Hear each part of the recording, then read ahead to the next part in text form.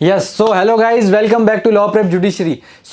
मेरा नाम हितेन जोशी है और मैं आपको यहाँ पर ये आज बताने आया हूँ। एक नया अपडेट आया है, बिग अपडेट आया है जो आप सभी को ध्यान में रखना चाहिए। जो भी आप जुडिशरी एस्पिरेंट्स है, जो तैयारी कर रहे हैं जज बनने की, तो एक रिसेंट अभी अपडेट आया है। कहाँ से आया है? केरला हाईकोर्ट की तरफ से आया है, राइट। केरला हाईकोर्ट ने एक नया अपडेट दिया है, मॉडिफिकेशन किया है उनके केरला जुडिशियल सर्विसेज रूल्स के अंदर। एक अमेंडमेंट किया है। अब अमेंडमेंट ये है कि जो भी अब हमारे 3 नए क्रिमिनल लॉज आए हैं, बीएनएस, बीएनएसएस और बीएसए, आपको ध्यान है ये सब 1 जुलाई 2024 से लागू होने वाले हैं।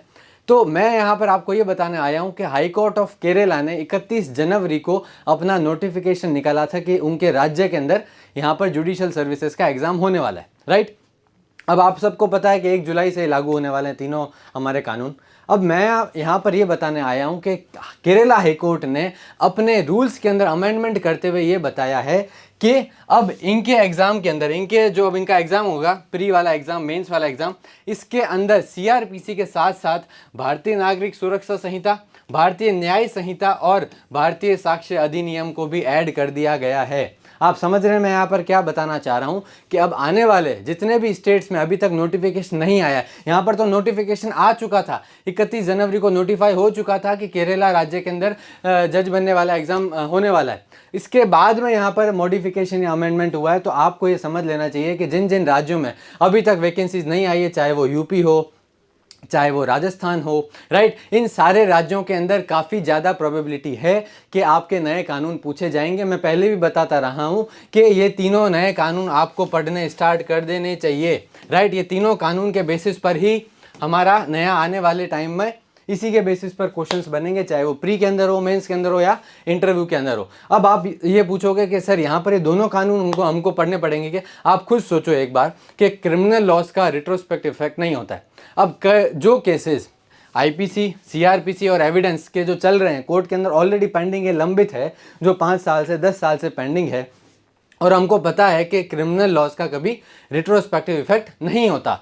तो यहाँ पर कहने का ये मतलब है कि जो केसेस एविडेंस एक्ट से चल रहे हैं, आईपीसी से चल रहे हैं और सीआरपीसी से ऑलरेडी पेंडिंग है, तो वहाँ पर तो ऑलरेडी हमको इसकी नॉलेज होनी चाहिए। और अब क्योंकि 1 जुलाई के बाद में जो भी केसेस आएंगे, ऑफेंसेस होंगे, उसका ट्रायल बीएनएसएस, बीएसए और बीएनएस से होगा, तो इसलिए यहाँ पर केरला हाईकोर्ट ने इन दोनों लॉज को यहाँ पर इनकॉर्पोरेट किया है।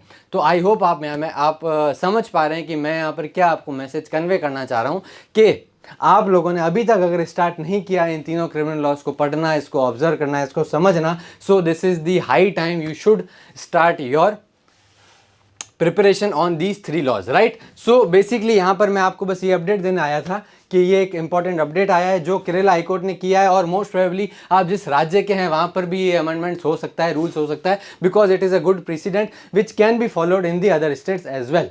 सो आई होप आपको ये पूरा पॉइंट समझ आ गया होगा। मैं यहाँ पर आपको क्या कन्वे करने आया हूँ कि यहाँ पर आप देख लो भले कि मेंस के अंदर भी यहाँ पर चेंजेस वगैरह हो गए हैं। Syllabus for the main examination IPC के साथ में बीएनएस, एविडेंस एक्ट के साथ में भारतीय साक्ष्य अधिनियम, और यहाँ पर सीआरपीसी के साथ में Bharatiya Nagarik Suraksha Sanhita. The notification referred stands modified to the above extent, it will stand as modified amended, right. So अब आप सभी को तैयारी करनी है इन तीनों क्रिमिनल लॉज के बेसिस पर, और लॉ प्रेप जुडिशरी आप लोगों के लिए हॉलिस्टिक यहाँ पर तैयारी करवाने वाला है।